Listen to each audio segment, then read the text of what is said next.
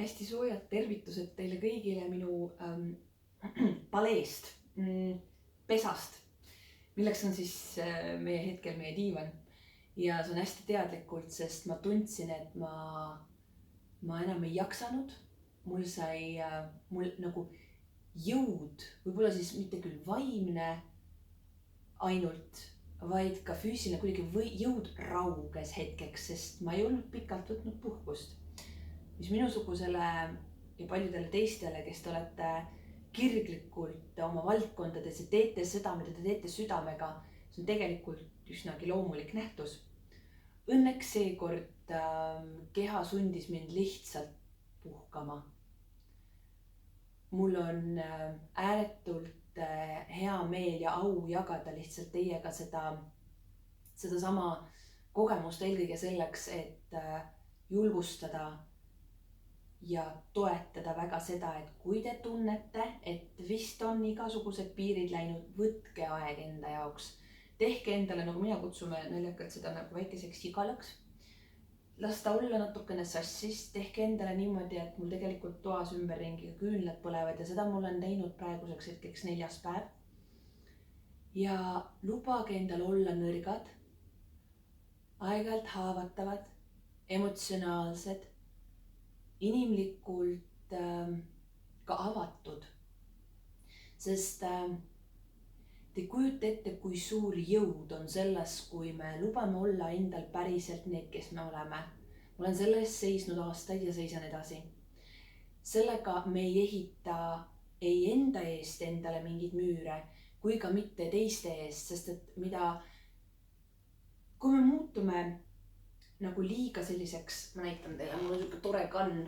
Kui me muutume selliseks kaitsekilbiga inimesteks, siis me ei lase mitte ainult endal ennast tunda, vaid me ehitame müüriga enda ja teiste inimeste vahele.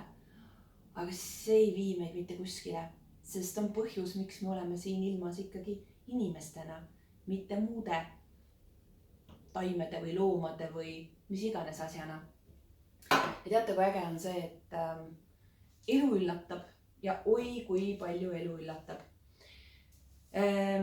Ma sain sõnumi üleeile, mida ma nägin siis eile.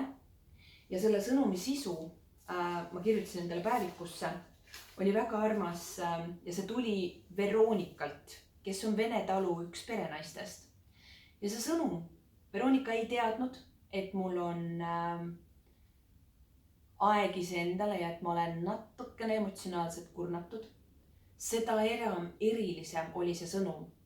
Ta kirjutas: tere, hea Erit. Kas me võiks homme veidi pärast kella 3 korraks kokku saada? Olen sinu peale palju mõelnud ning mul on üks südamest tulev kingitus sulle. Te võite ainult aimata, et kui te olete ise emotsionaalselt maas ja te tunnete, et enam ei jaksa, te saate nagu täiesti ootamatu sõnumi sellise armsa sisuga, siis see kinnitab sedasama fakti, et inimlikkus ühendab. Me saime Veronikaga kokku. Veronika on sellel pildil koos oma emaga. Ja see kingitus, mille ta kinkis, on selline tore nukukene. Oodake, et ma nüüd ei eksiks. Travinitsa on selle nukukese nimi ja see on ravimtaimedega täidetud traditsiooniline Vene kaltsunukk. Ja vanasti usuti, et Travinitsa aitab peletada haigusi, mis tõttu hoiti seda oma voodi kõrval. Ja tal on soovitus, et seda tuleks mudida enne magama minemist, et aroomid valla päästa. Ja ta sisaldab enda sees siis lambavilla, kaselehti, piparmünti, põdrakanepit, roosiõisi ja nendes väikestes kotikestes on mustpipar. Ma loodan, et te mõistate selle inimliku haavatavuse, avatuse ja nagu selle sideme nagu väärtust. Sest ma olin nagu see üllatus, te võite ainult arvata, oli nagu minu jaoks oli meeletult suur ja sellega ma tahan julgustada. Mul on täna absoluutselt palju parem. Ei ole mul meiki, mis ei tähenda seda, et naised peaksid igapäevaselt meiki kandma. aga oluline on see, et te päriselt võtate selle aja. Te kujutate selle 4 päeva jooksul. Ma olen istunud siinsamas kodus, vaadanud meie meeletult suurest aknast välja, jälginud tunde kajakate lendu, jälginud lihtsalt ja tajunud oma keha nii, nagu ta on. Vaadanud küünlaleeki, sõitnud ka väljas rattaga ja saanud kokku ka sõpradega.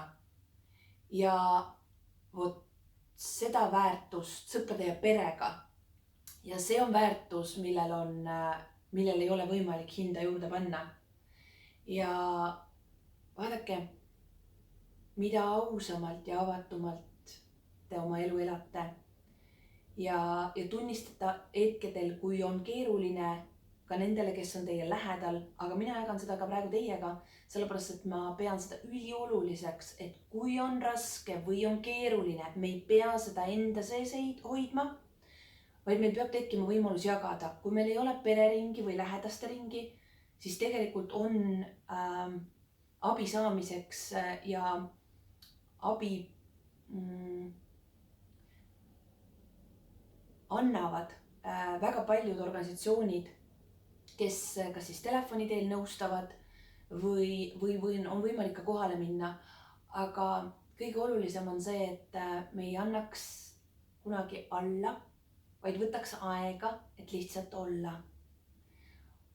Olla, lasta minna sellel, mis on olnud ja tekitada lihtsalt juurde uut ruumi, et kõik hea, mis on alles ees, saaks veel tulla.